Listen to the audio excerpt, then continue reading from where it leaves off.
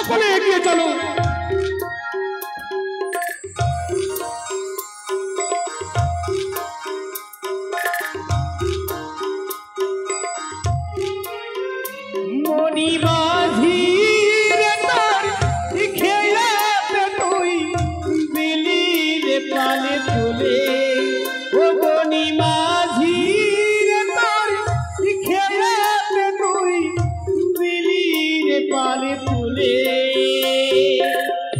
যাবি রে ভেসে না জানি কোন কোলে, যাবি রে ভেসে না জানি কোন কোলে। সবাই বলো জয় মা ভবানীর জয়।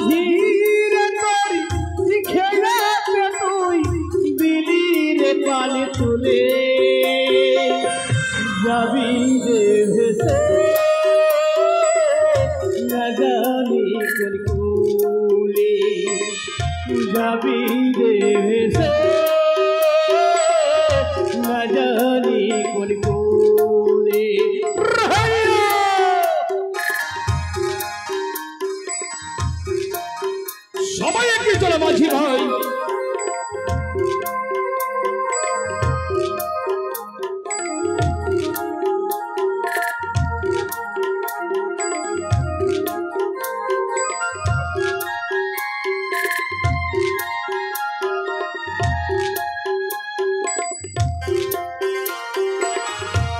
এই মাঝি ভাই কিছু লক্ষ্য করেছো? কিছু লক্ষ্য করেছো মাঝি ভাই? কি বাবু? দেখতে দেখতে পশ্চিম থেকে দিবাকর অস্তাচলগামী, সন্ধ্যা সমাগত। তাই বলি এই গভীর নিশিতে তো তরি নিয়ে যাওয়া যায় না, তাই সারাটা নিশি সকলে তরি মাঝে বিশ্রাম নাও। আবার দেখতে দেখতে পূর্ব দিকে যখন রক্তিম সূর্য উদয় হবে, সবাই সমস্ত বাণিজ্য তরিতে পাল তুলে দিয়ে আবার আমরা স্বদেশে যাত্রা করবো। তাই বিশ্রাম করো, সবাই আনন্দে ঘুমাও।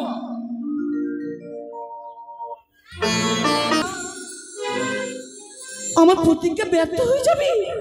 যেই প্রতিজ্ঞা করেছিল আমি, আর সেই প্রতিজ্ঞা আমি ব্যর্থ হয়ে গেছি। কিছু তো নই, শোনো কবে রানী, চম্পকি রাত পছন্দ করছি মনসা পূজা।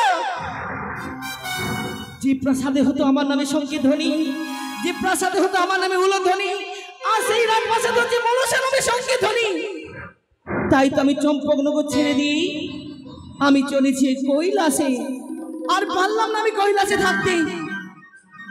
তাই তো আমি ফিরে এলাম চম্পকি রাত প্রাসাদ ছেড়ে দিয়ে কৈলাসে যাব, আমি কৈলাসে যাব।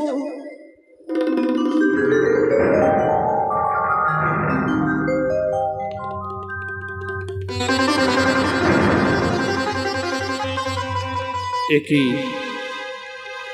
উত্তর পাটনে ডিঙ্গা পরে গভীর নিদ্রায় আচ্ছন্ন ছিলাম আমি। সেই নিদ্রার কুয়াশা ভেদ করে কেন তুমি দেখা দিলে জ্যোতির্ময়ী মূর্তিতে? কেন বা সাগর সঙ্গমে ধ্বনিত হলো তোমার বিষণ্ণ সঙ্গীতে মালা? কেন বা দেখি তোমার দু চোখে অভিমানের অশ্রু? কে কে তুমি নারী? এই গভীর নিশীথে তুমি ডিঙ্গা পরে চলে এসেছো। তুমি ফিরে যাও, ফিরে যাও, তুমি নিয়ে যাও, তুমি হে যেতে দাও আমায়।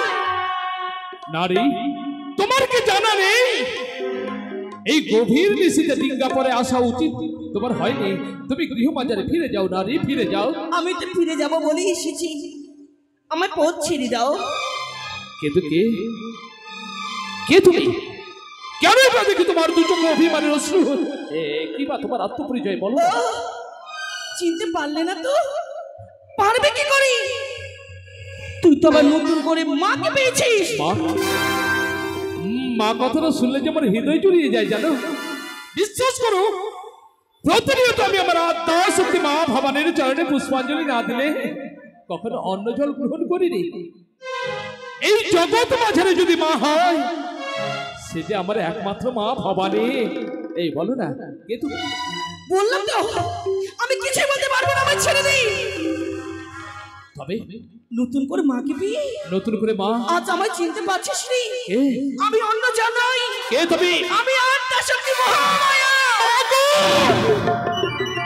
ছেড়ে দে। জানি না মা, জানি না তোমার কোন লীলা। মা ছেড়ে দে আমায়।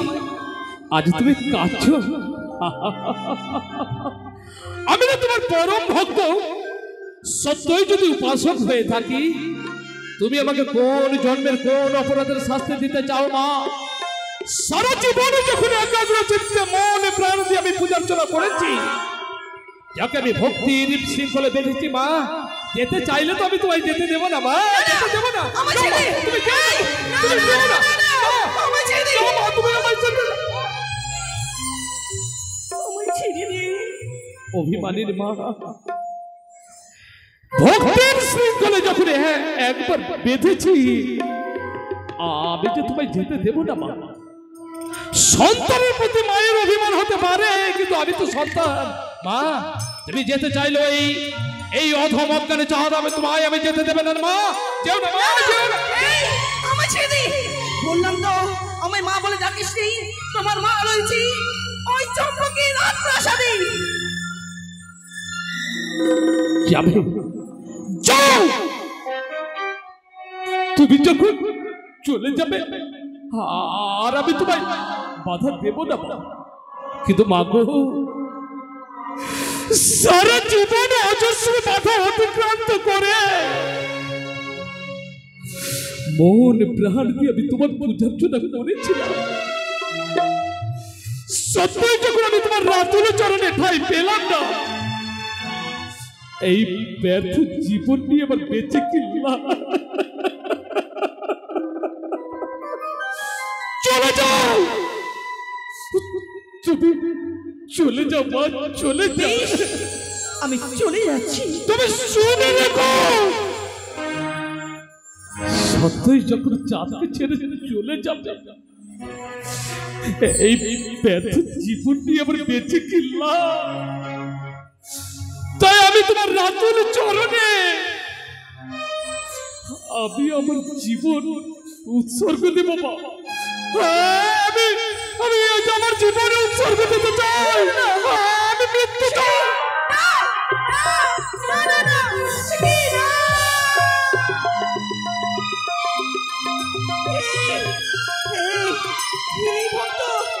কি করেছিস বাচ্চা? কি করতে চলেছিস তুই?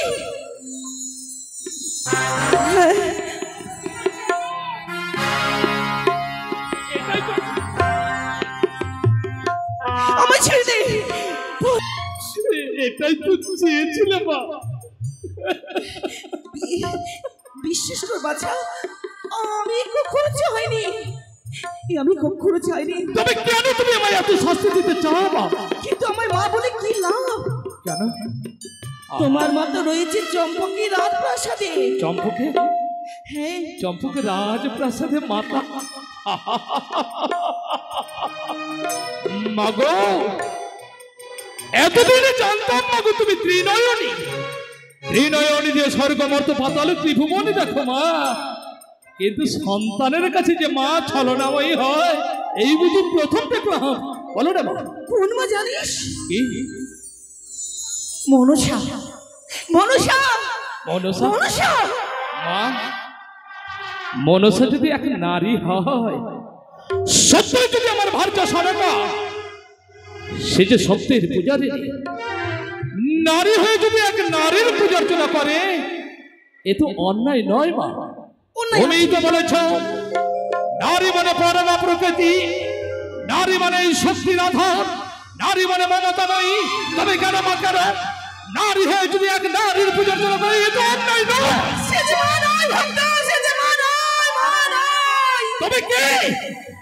কি তালাপ তো পরিচয়? চিনতে পারছিস রে? ভুলে গেছিস অতীতের কথা? অতীতের কথা? হ্যাঁ, মনে করে দেখ ভক্ত, সেই দিন তুমি ছিলে পশ্চিকামণি। মাগো, হ্যাঁ মনে করে। জাগতিক মায়ায় আমার নয়না আচ্ছাদিত, কেন মনে পড়ে না? মনে পড়ে না? মনে পড়ে না? পড়েছে সেই দিন তুমি। পড়েছে মা, পড়েছে। পূর্ব জন্মে ছিলাম আমি পশু সখা বলে। আর মনে পড়ে তোমায়? একদিন আমার কুটির প্রাঙ্গণের সামনে দুইটি পক্ষী শাবক কাতর যন্ত্রণা নিয়ে ভেসে যাচ্ছিল পাহাড় পাহাড়। ওই দুইটি পক্ষী শাবক বলছিল ত্রাহিমাম ত্রাহিমাম ত্রাহিমাম। তাদের কাতর যন্ত্রণা সইতে না পেরে সেই পক্ষী শাবককে নিয়ে এলাম আমার কুটির প্রাঙ্গণে। দিনের পর দিন দুইটি থেকে চারটে, চারটে থেকে আটটে, এমনি করে আমার কুটির প্রাঙ্গণ ভরে গেল। কুটিরের চতুর্দিকে শোনা যায় পাখিদের কলরব, কিন্তু একদিন সর্পে দংশন করলো সেই আমার পক্ষী সানাদের। সেদিন আমি আমার অন্তরের যন্ত্রণা এখনো মনে পড়ে, ভুলতে পারি না। দুঃখে যন্ত্রণা, আমি সিদ্ধান্ত নিলাম আমি নিজের জীবনকে বিসর্জন দেব। সেদিন আমি প্রতিজ্ঞা করেছিলাম পর জন্মে যদি জন্ম হয় আমি হব সর্ববিদ্বেষী, পর জন্মে যদি আমার জন্ম হয় আমি হব নাগবলি। মনে পড়েছে, কিন্তু মহা আমি যে সামান্য রক্তে মাংসে করা মানব হয়ে ওই পাতালবাসিনী মনসার সঙ্গে আমি কেমন করে রণ করবো? যার সঙ্গে যার মনসার জন্য পুষ্পাঞ্জলি দিলে কি হবে জানো? মনসা যে দেবী নয়, সে এক বিষধরী নাগিনী। তার জন্য পুষ্পাঞ্জলি দিলে কি হবে? চম্পকে সোনা রাত পাশান পুরে শ্মশানে পরিণত হবে।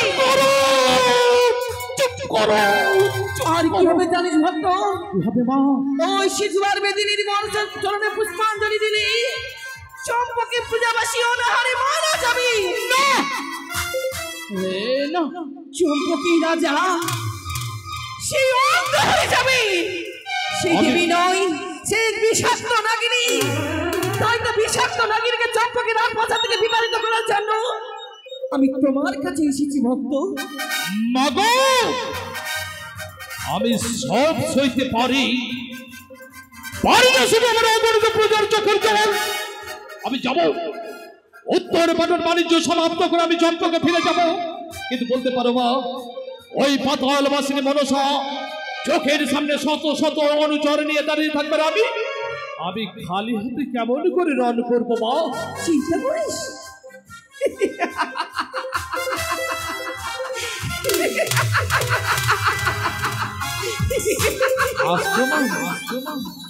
এই ভক্ত,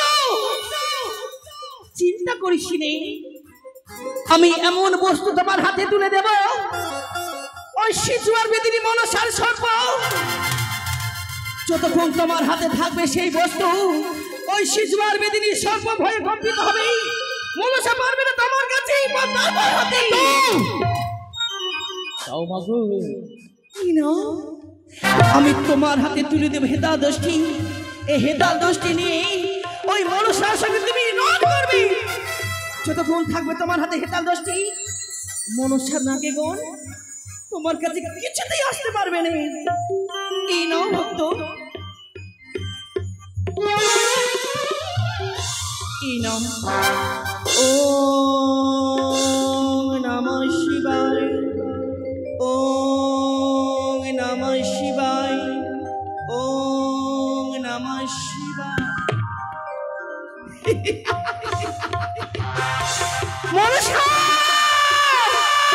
মনে পড়েছে সেদিনের কথা। সেই দিন আমার বাবার কাকুরে ভেঙেছিলি, আমি মর্মে মর্মে প্রতিজ্ঞা করেছিলাম কোনদিন তোমার বিশ্ব পূজিত হতে দেব না। তাই তোমার পরম ভক্তর হাতে তুলে দিচ্ছি হেতাল দশটি।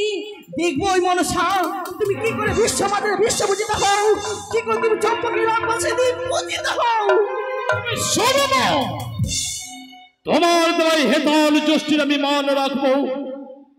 সত্যই যদি হেতাল জ্যোষ্ঠীর মান রাখতে গিয়ে তোমার পরম ভক্ত চাঁদ আপদে বিপদে যদি তোমায় আহ্বান করে, ভক্তের ডাকে তুমি প্রকট হবে তো? সন্তান ডাকলে মা কি কখনো বসে থাকতে পারে? যখন তুমি বিপদে পড়বে, উল্কার নেই মা মা বলে আবার স্মরণ করবে, আমি তোমার নিকটে ছুটে আসবো ভক্ত। তাই তো বিশ্বাস অবিশ্বাসের পাহাড় ডিঙিয়ে তোমার পদপ্রান্তে রইল এই হতভাগ্য চাঁদের শত শত প্রিয় না। ভক্ত, তোমার হাতে এত দোষকে তুলে দিচ্ছে সত্য, তুমি আবার আমায় ভুলে যাবে না তো? মা নেই ভক্ত, এই মৃত্তিকা স্পর্শ করে কথা দিয়ে আমায়, আজ থেকে তোমার আর মনসার সঙ্গে সৃষ্টি হবে বিবাদ। তুমি হবে আজ থেকে মনসা বিদেশী চাঁদ সওদাগর। তোমার দুঃখের অবসান ঘটাতে তোমার নয়ন বাড়ি মুছে দিতে চাঁদ বেনে আজ থেকে সাজলো ওই মনসা বিদ্বেষী।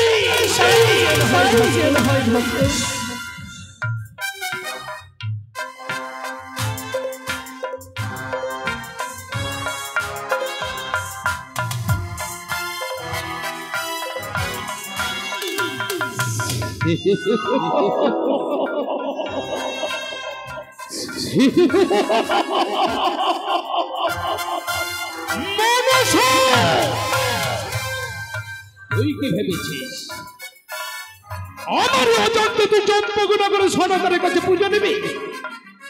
সনকার হাতে পুজো নিয়ে তুই বিশ্ব পূজিত হতে চাস না? তোকে আমি দেবী হতে দেব না। শুরু হলো আজ থেকে আমার অন্তর্দগ্ধ।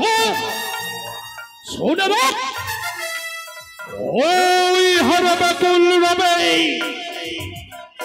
উর্ধ হতে চাহে মোরে পানে। সাক্ষী থাক ৩৩ কোটি দেবতা, গন্ধর্বকুল উচ্চারিত তাগ মন্ত্র ধ্বনি। আজ হইতে করিন কঠোর প্রতিজ্ঞা, সূর্য যদি করে অগ্নিবৃষ্টি, চন্দ্র যদি হয় কক্ষচ্যুত, তথাপি অবৈচাল রবে এই মনসা বিদ্বেষী চাঁদ সওদাগর।